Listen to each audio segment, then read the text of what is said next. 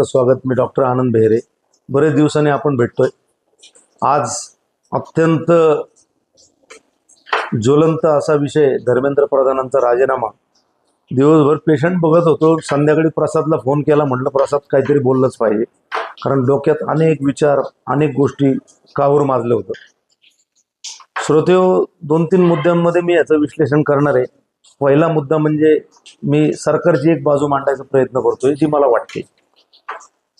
मोदी सरकारने ही जी MBBSची entrance exam जी पूर्वी state wise होत होती, ती मोदी सरकार आल्यानंतर मोदींनी नीटच्या माध्यमातून म्हणजे NTA स्थापन केली, नॅशनल टेस्टिंग एजन्सी, आणि सेंट्रलाइज केली। की त्यांचा हेतू असा होता की ह्याच्यामध्ये की आता कसं आहे, प्रत्येक स्टेटचे बोर्ड वेगळे आहेत आणि असं म्हणलं जातं की स्टेटचा अभ्यासक्रम हा त्या धर्तीचा नाही आहे, त्याच्यामुळं मेनली याचा बेस CBSEचा अभ्यासक्रम होता।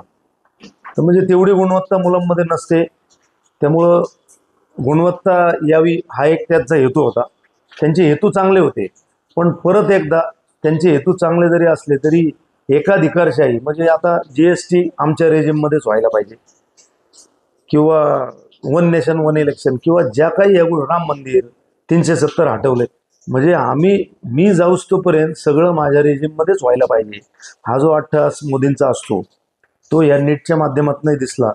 आणि त्यांचं फेल्युअर मी अशासाठी म्हणतो की ठीक आहे, त्यांनी चांगल्या हेतूने ही नीट सेंट्रल केली, पण त्यांनी नीट जेव्हापासून सुरू केली तिन्ही वेळेला नीटचे पेपर फुटले होते। आता रिसेंटली ज्या वेळेला नीटचा पेपर फुटला,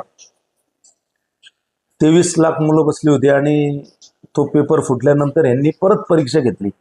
पण श्रोते, एक लक्षात घ्या, परीक्षा परत घेणं त्यावेळेला पंतप्रधानांनी सर्व जे म्हणजे ज्या सगळ्या राईट्स म्हणतो किंवा सर्व जे इन्फो जी होती ती स्वतः PMO कार्यालयाकडे घेतली होती। नीट जेव्हा झाली त्यावेळेला, तर नीट अत्यंत चांगल्या पद्धतीने झाली, म्हणजे मुलं पण खुश आहेत त्याच्यावर।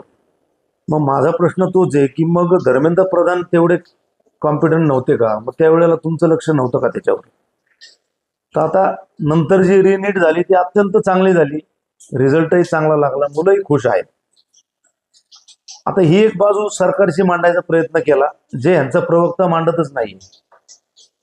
आता दुसरी गोष्ट, याच्यामध्ये हे जे पेपर फोडणारे महाभाग आहेत, आता पेपर फोडणारे महाभाग म्हणजे काय, आपल्या देशाची जी मानसिकता आहे ना की कशातही आपल्याला पैसेच कमवायचे। आता राम मंदिराच्या ह्याच्यात सुद्धा ती दानपेटीची चोरी झाली, म्हणजे आपल्याला आहे ना घरबंदच राहिलेलं नाही। म्हणजे आपण आहे ना स्वतःच्या घरचा एखादा मेंबरची विक्री करून सुद्धा पैसे कमवू शकतो, एवढ्या लेवलला आपण गेलेलो आहोत। म्हणजे घाण विकून सुद्धा आपण पैसे कमवू शकतो। मी वेळोवेळी एक गोष्ट सांगत असतो की आपल्याला अल्टिमेट टार्गेट पैसे कमवणे।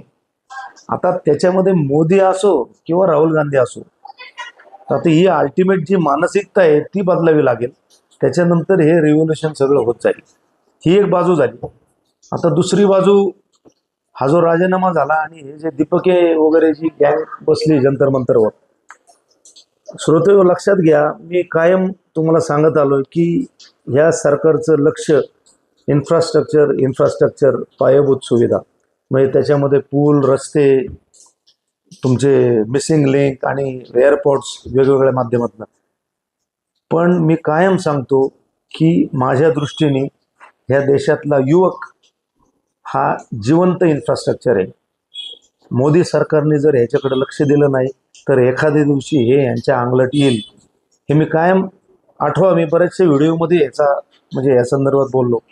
आज बघा, ही जी खतखत आहे हे युवकच उभे राहिले। आता बघा, त्याच्यामध्ये काही शेवटी जेनझी जे आहेत ना, जेनझीचं बऱ्यापैकी त्यांचं वाचन काही खूप सगळ्यांचं आहे असं नाही, पण एक त्यांची मी मेंटॅलिटी, माझ्या दृष्टीने त्यांची मेंटॅलिटी अशी आहे की त्यांना हिंदू मुसलमान किंवा जातीतला ही जी भांडणं आहेत त्याच्यात त्यांना अजिबात इंटरेस्ट नाही।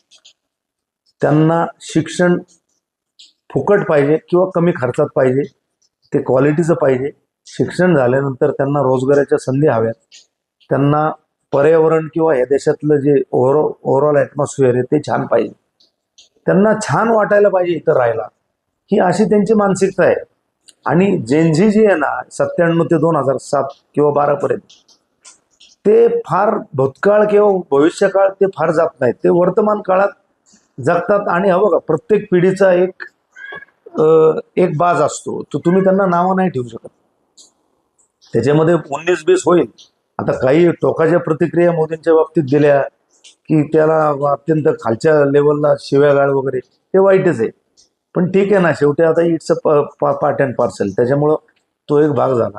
ही जेनझीचं जे आंदोलन जंतर मंतरवर उभं राहिलं आणि त्या माध्यमातून त्यांनी जे अपील केलं, लक्षात घ्या, या युवकांचा तो आवाज आहे.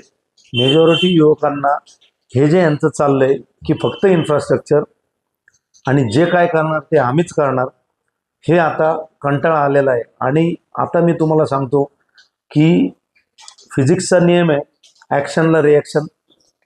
चेंडू जेवढ्या जोरात उंच जातो तेवढ्या जोरात तो खाली येतो. म्हणजे कुठल्याही रेजिमचा किंवा कुठल्याही सरकारचा एक पीक पॉईंट असतो. माझ्या दृष्टीने मोदींचा हा पीक पॉईंट आहे. म्हणजे आता ह्याच्या पलीकडं मोदी भक्ती नाही होऊ शकत किंवा मोदी ह्याच्या पलीकडे फेमस नाही होऊ शकत. त्याच्यामुळं ह्या आजच्या घटनेनंतर माझ्या दृष्टीने मोदींच्या राजवटीचा हा डाऊनफॉल किंवा डिक्लाईन 100% सुरू झाला आहे. त्याचा विचार सुद्धा मोदी शहा करतीलच. आणि श्रोतयो, काल जाता जाता तुम्हाला मी सांगतो की काल अमित शहा ज्या वेळेला संसदेत आले, साध्या पायजाम्यामध्ये आणि जब्यामध्ये येणारा माणूस, काल तो माणूस धोत्रात आला आणि त्यांची बॉडी लँग्वेज वेगळीच होती. म्हणजे मला एक वेगळा असा वास आला की हे दीपके कंपनीला ह्यांचं तर सपोर्ट नाही, की विरोधक जे आत्ता जे विचित्र विरोधक आहेत राहुल गांधी सारखे, ते पूर्ण संपूर्णच टाकायचे आणि दीपके सारखे विरोधक तयार करायचे ज्यांचा कंट्रोल डायरेक्ट यांच्या हातात असेल. एक विश्लेषण म्हणजे तुमच्याकडे सोडतोय मी, विचार करा आणि ह्याच्यावर प्रतिक्रिया द्या. तर परत जाता जाता मी तुम्हाला सांगतो, आज धर्मेंद्र प्रधानांचा राजीनामा झालेला असला तरी सुद्धा ही मोदी रेजिमला म्हणजे त्यांच्या डाऊनफॉलची ही नक्कीच धोक्याची घंटा आहे माझ्या दृष्टीने. त्यांच्यासाठी वेकअप कॉल आहे. आणि 29ला म्हणजे माझ्या दृष्टीने 29ची निवडणूक मोदींच्या नावावर, मोदींच्या लाटेवर निवडून येणं शक्य नाही. कारण आता त्यांचा पीक आहे, मोदींचा सगळ्या ह्याचा पीक आहे. आता ह्याच्या पलीकडे मोदी काहीच करू शकत नाही, हे लोकांना कळलेलं आहे. त्याच्यामुळं त्यांनी सुद्धा लवकर नेतृत्व तयार करावं. जे कोणी असेल, अमित शहा असतील, योगीजी असतील किंवा फडणवीस, व्हॉट. आणि दीपकेंसारख्या जेनझीला माझं आवाहन आहे, सूचना आहे, विनंती आहे. कारण मी पण आता 50शीतला आहे, त्याच्यामुळं मी सूचना करू शकतो की तुम्ही हे जे आंदोलन उभं केलंय हे बावळटांच्या हातात देऊ नका. जी खतखत आहे तरुणांची ती अत्यंत योग्य रीतीने तुम्ही मांडायचा प्रयत्न करताय. फक्त तरुणांना जे हवंय की युवा जिवंत इन्फ्रास्ट्रक्चरवर जेवढी इन्व्हेस्टमेंट मोदी गव्हर्नमेंट करेल ती त्यांना करायला भाग पाडा. युवकांच्या दृष्टीने धोरणं आखायला त्यांना भाग पाडा. आरोग्य आणि शिक्षण ह्याच्यामध्ये जास्तीत जास्त इन्व्हेस्टमेंट कशी होईल हे तुम्ही त्यांना भाग पाडा. ह्या फ्रीबीजच्या ज्या सवलती आहेत सगळ्या, म्हणजे त्याच्यामध्ये शेतकरी सन्मान, प्रधानमंत्री आवास, प्रधानमंत्री तुमची वयवंदना योजना किंवा आयुष्मान भारत, फालतू योजना येतो. आणि पूर्णपणे म्हणजे काय आहे की महात्मा गांधींनी जसं, म्हणजे महात्मा गांधी खूप मोठा माणूस होता, पण थोडंसं महात्मा गांधींचं कसं होतं की जोपर्यंत सूर्यचंद्र आहेत तोपर्यंत ह्या देशामध्ये माझं नाव राहिलं पाहिजे, तसं थोडंसं मोदींचं चाललं होतं की प्रत्येक गोष्ट ही माझ्या कार्यकाळातच पूर्ण व्हायला पाहिजे. असा अट्टहास करून चालत नाही. आणि आता जनता काय आहे, जनतेचा ही जनता म्हणजे इथं डेमोक्रेसी आणि इथं विविधता आहे, इथं अनेक राज्य आहेत. आता 1 नेशन 1 इलेक्शन वगैरे हे युसलेसपणा आहे. तर त्यांना ते सगळं आणायचं होतं, पण ते आता खूप कठीण आहे. इथून पुढं कारभार करणं खूप कठीण आहे. आणि दीपकेंना माझं आव्हान आहे की 29पर्यंत चांगली फिल्डिंग लावा. अत्यंत तुमचे रांका वगैरे प्रवक्ते खूप छान आहेत, तो दास. आणि इंटेलेक्च्युअल किंवा युवकांना काय हवंय, तुम्ही मोठ्या मोठ्या मेट्रोजमध्ये जाऊन युवकांशी डायलॉग करा, त्याचा एक जाहीरनामा तयार करा.